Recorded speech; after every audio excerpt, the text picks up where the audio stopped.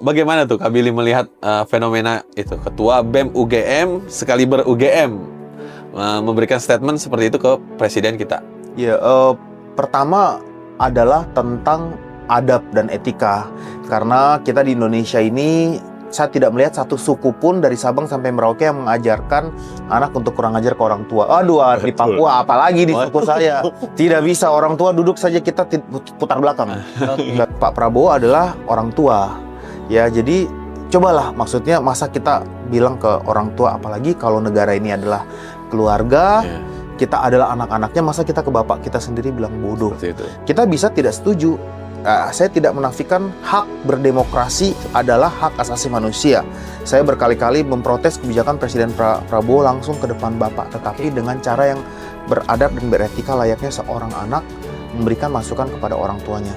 Jadi menurut saya dari sisi adab itu salah, dari sisi etika juga tidak tepat seperti itu. Yang kedua adalah kalau kita melabel seseorang harus ada basisnya. Kalau dia bilang presiden bodoh, kata bodoh kan artinya tidak pintar, artinya IQ tidak sampai, artinya dan seterusnya. Ya, dalam definisi tersebut dia harus apakah dia ada basis, mungkin mengquote tes IQ-nya Prabowo mungkin bodoh kah? Atau mungkin seseorang bisa mengatakan orang lain bodoh kalau dia merasa lebih kompeten walaupun harusnya tidak boleh. Saya lebih kompeten dari Anda mungkin.